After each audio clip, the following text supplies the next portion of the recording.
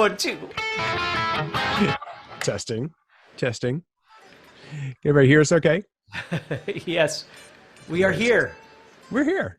We're doing another live session for you folks. Thanks for being here. That's a great honor. Appreciate all of you being here. As people are starting to trickle in, we're starting to get going here. Please post in the comments, the chat box, whatever, that you can hear us okay. Make sure the video is working okay. Thanks for being here, guys. And today we're doing a fretboard We're doing a fretboard workshop series. That's kind of hard to say, actually. And we're going to post all these guys as soon as the video is over. It'll be on the YouTube channel for you. So if you're joining late or whatever, you'll be able to go back and watch it. We'll put it in a playlist for you. We've got a bunch of these videos. We're doing a whole series on the fretboard. All of this stuff, guys, is tied to Steve's Unlocking the Fretboard Connection course, which is available at guitarzoom.com. So if you'd like to check that out, it's available for you there. What are we going to be talking about today, sir? All right, so we're going to be talking about a technique that I call pentatonic expansion. And basically what it is learning how to take the pentatonic and just very simply add some notes into it to convert that scale into other scales, or what we call modes. Cool. Let's do it. Okay. So basically, again, I need to switch my camera angle here. So basically, if we think about it, if I was to take the A minor pentatonic, which is what we've been focusing on here,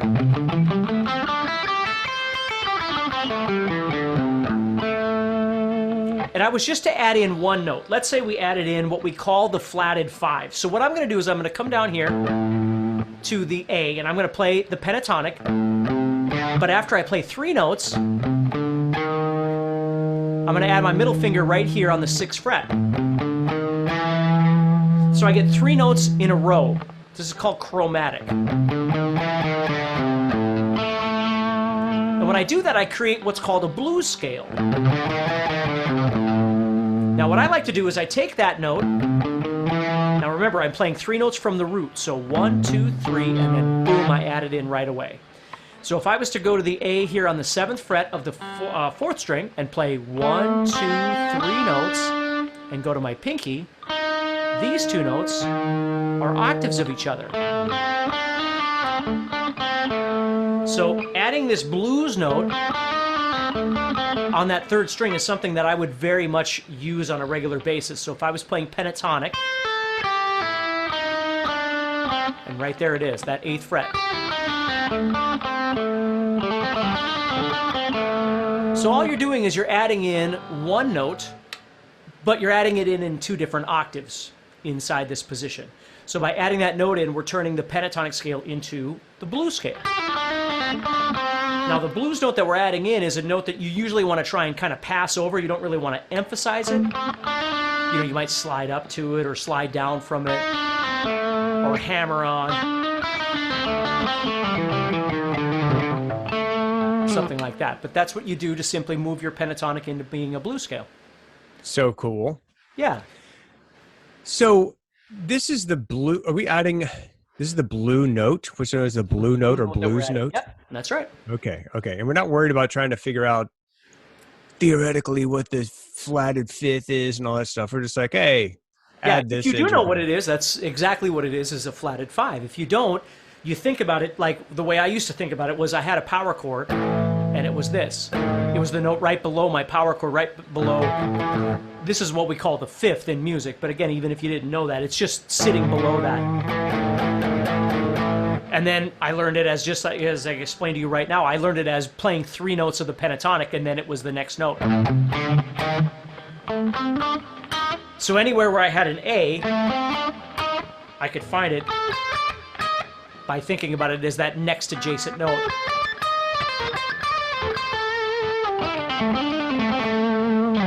Wherever I went. Very cool, dude. Yeah. Excellent. Okay? Yes. So the next one, what we're going to do is we're going to take the pentatonic, same idea, only this time we're going to add some melody to this, where the blues note isn't really a melodic note, it's more of a kind of an impact note. What we're going to do is we're going to take the pentatonic scale, and what I'm going to do is up on the top here, I'm playing A and then C. What I'm going to do is I'm going to add in the note B. And if you think about the pentatonic, the great thing about pentatonic is you really can't hit a wrong note, which is why we use pentatonic a lot, is when we have chordal transitions and things where maybe we don't know what key we're in, or maybe the chord has changed keys, or it's in a, it doesn't fit in the key or something like that. Pentatonic is wonderful for a lot of those reasons. The downside to pentatonic is you never have half steps to really create this functional melody. You just get these kind of lines that bop around. So in adding in this 7th fret of the 1st string, I'm creating a half step. And you get this melody.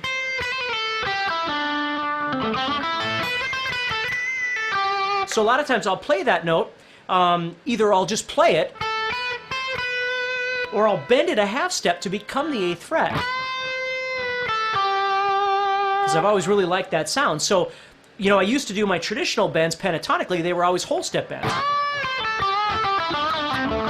All that kind of stuff. But with this 7, I can bend it up to become the 8th fret because that's one of the notes of my scale.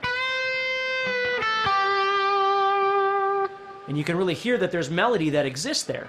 Now this note, and again, in music we call this a 9th, but don't stress over that, but that's what it would be called, is a 2nd or a 9th. Because this is my A, which is my root or my 8th, my octave, so this is my 2nd or my 9th. But again, if you don't know that, don't really worry about that. But the octave of this is down here on the 4th fret of the 3rd string. So what I'll do is I'll combine those 2 octaves together. I might do something where I play this 4 to 5.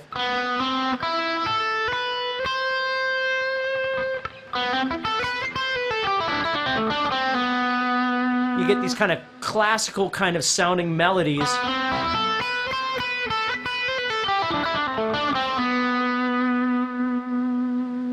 And the 9th was really interesting to me because, again, when I started trying to study guitar players that I really liked, like, Vai and Satriani and things like that at the time, what I noticed was the 9th, which is what I'm talking about right now, this note, was a very kind of transparent and generic note. It added some really great color into the scale I was using, pentatonic, but it didn't overly define it. Like, it didn't make it sound exotic or anything like that. It was just a nice general note that I could add in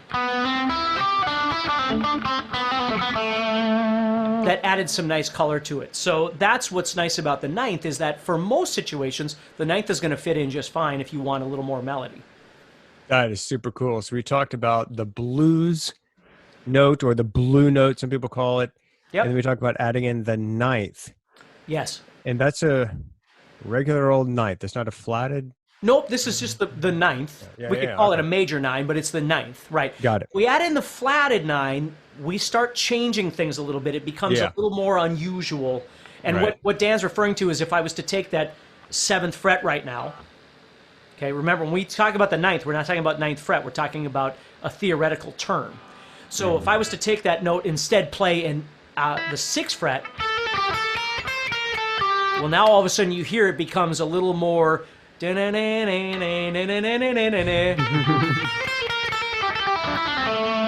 that's a little bit.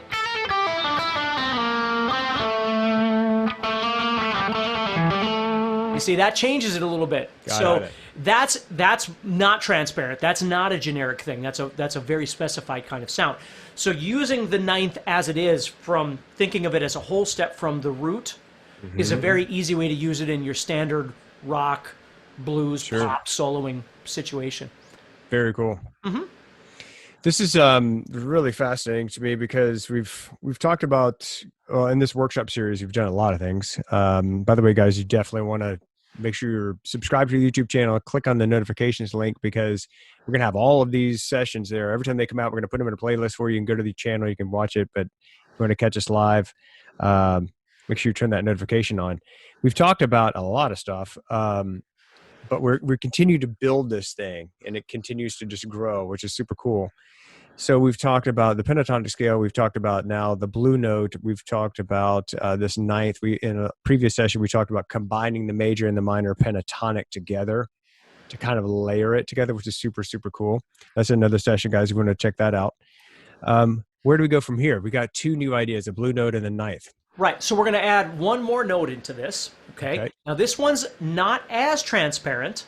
Okay? It's not as generic, and we refer to this note, again, in a theoretical sense as the sixth. But don't stress over that term again. If you just think about me playing pentatonic, and again, I'm going to go back to these first two strings because it's always easier to kind of demonstrate here. So I've got 5/8, 5/8, and remember, we just added in this new note we call the ninth, right there. Well, underneath that note, right here on the 7th fret of the second string, we have what we refer to as the sixth. Now the 6 is a really cool sounding note, but it's going to give you more of a rock and roll, bluesy kind of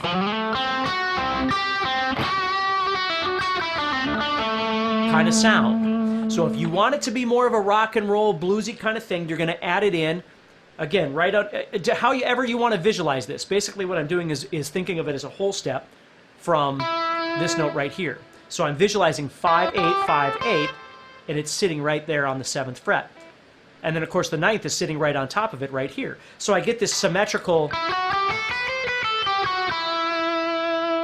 And then if I add the blues note in, I actually get 3 strings that look like this.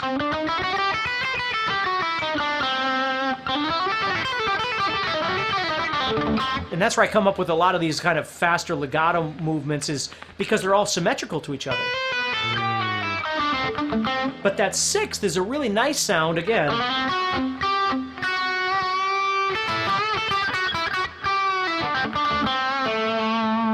You see? But you got to think that it's more of a rock and roll bluesy kind of thing.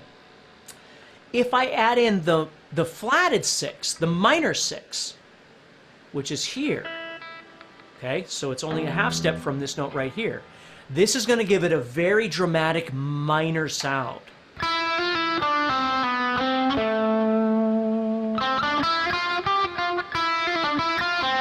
So if I want my solo to sound very minor, I add in this sixth. If I want it to be bluesier, I add in this sixth. Okay? So now if you listen to me play the scale with the major sixth, with the more bluesy sounding sixth, listen to this.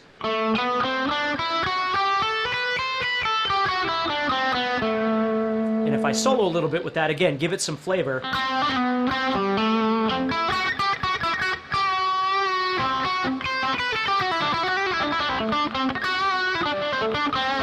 And I'm really trying to stay away from other notes because I want to add in other notes, but I'm forcing myself not to.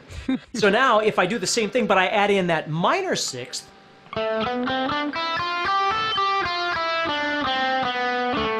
see, it's really dark, really minor.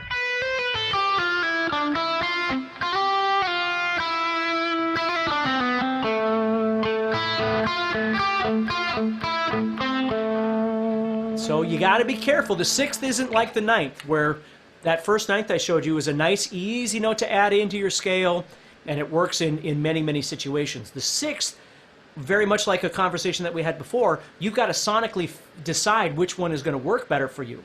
So my point to, like Satriani and those guys that I was making earlier, is what I did notice is there's often times where they won't play the sixth, they won't play the sixth at all. They'll just play the ninth in a lot of their passages, because it's very easy and very flowing, and it's very simple to put in to make these nice sounding lines like that. Where when I add in, that's a little more defining, whichever way I add it. And again, you know, I always go back to all these things I've read and heard, but I remember Satriani saying one time that oftentimes with the things that we're talking about right now, they'll have far more impact if you have a chord being played underneath there, because then you can really hear what these sound like. Right? So if I was to just let this A ring out,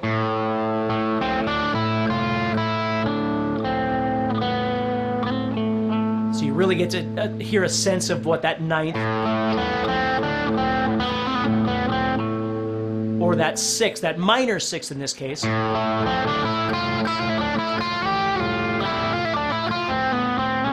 See how dark that is? But if I add the major sixth,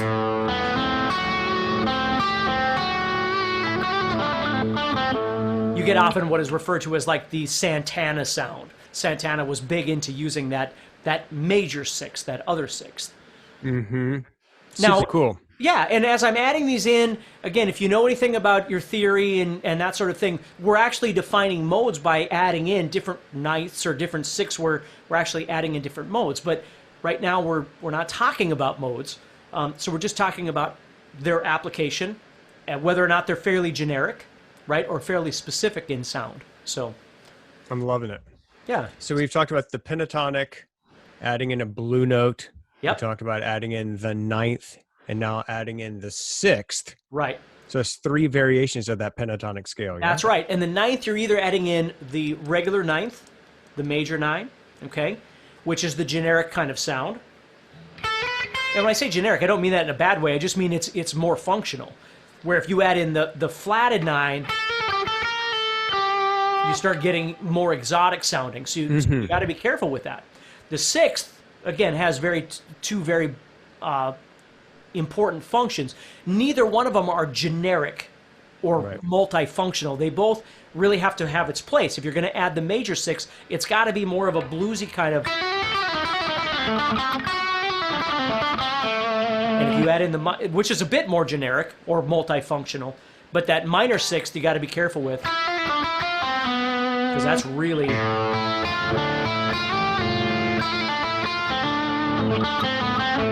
It's really pretty dark that way. So, but there's simple things that you can do, again, without thinking, well, I got to study modes for 5 years to figure this out. You can spend a little time exploring what they look like, what they sound like, and how they apply to various chords. Have a buddy play a chord or record yourself on a looper or something playing a chord or whatever it might be, and just explore these sounds. That's so important to do, just to record or have some type of backing track or something you could just play for a long period of time and meander and explore. Yeah. And what you'll notice what I was doing was I just added in the note A. I didn't add in an A major chord. I didn't add in an A minor chord. I just added in a generic sound of A, an A power chord, right? So now you can decide, well, do I want it to sound really exotic or do I want it to sound right? Or bluesy. Right? Whatever. I can practice any of those things by just having that A. Okay, now I want you to do the A major. Add in the major one too. Sure. So, well, if I did major, it's going to change a little bit because then if I'm going to play major, I've got to play the major third, right? Or is that what you're talking about? Yeah, you know how we just did the one on the major and minor pentatonic? Yeah, so well, before I do that, if I understand what you mean, everything that I did over minor pentatonic, right? Now, over major pentatonic, what I have to do is change one of the notes. I have to change what we call the third. I have to change that to that major sound.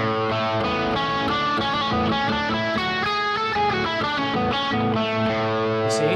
So now I'm changing that third.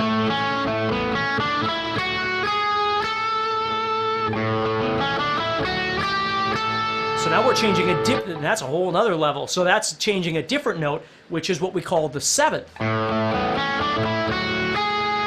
We can play the 7th as what we call a major 7th. So if you think about it, I'm playing do, re, mi, fa, sol, la, ti, do. You might know it somewhere else. You know, somewhere else on the guitar. Maybe you know it here. Right? I'm just playing it here so I can play this A in the bass and you can hear it. So there's the major 7th, which gives you the usual major sound. If I add in what we call the minor 7th or the flatted 7th,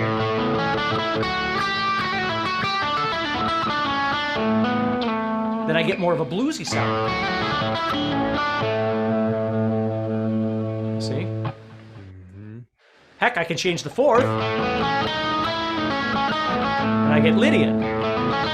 But again, I think we're getting too far out there. But yeah, so you can change things over the minor and the major pentatonic. I guess the reason I was just focusing on the minor first is minor, again, tends to be usable in most kind of generic situations. You know, whether it's blues or rock or anything that has a bluesy influence like we talked about before. But yeah. Right. Yeah. Very cool.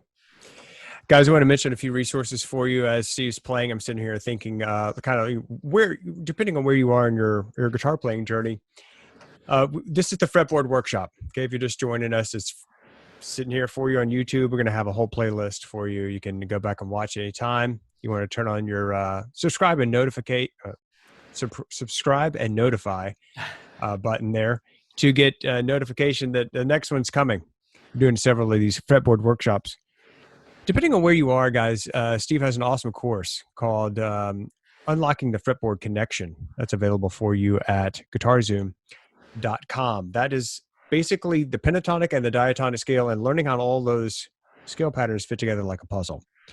Now, if you want to go even further, Steve has a course called Guitar Solos Made Easy, where he goes into some of the stuff that we're talking about now, where you've got the diatonic and the flat or the sixth and the ninth and all of this kind of thing. If we want to go to even another level, he has a guitar soloing masterclass. So I think kind of those are the three most relatable courses right now at the top of my head that you might be interested in if you enjoy this kind of thing. Is Unlocking the Fretboard Connection, Guitar Solos Made Easy, and the Guitar Soloing Masterclass. All of that's available for you at guitarzoom.com. Steve, what else do you want to add to this, my friend? That's it. Again, a few things to throw in there and explore and mess around with, but I would say remember to try and use like just an open A or open E or whatever to kind of explore these sounds. If you do an open E, then of course you want to move everything up to E minor pentatonic.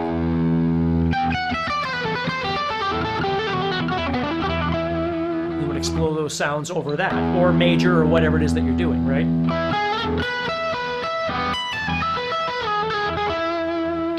Whatever it is you might be exploring. But that's a really great way. Like sometimes when I'm sitting around, I'll pick a note and then I'll just explore.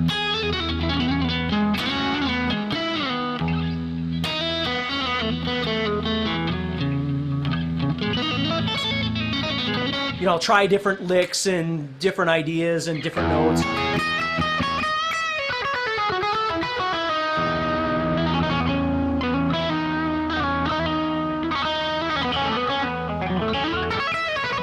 Just trying different sounds and stuff like that. So I'm not playing with a metronome or multiple chords or something. I'm just exploring the sounds of my guitar and the scale that I've chosen and a tonic sound, and just kind of seeing what I come up with, and then maybe I'll go.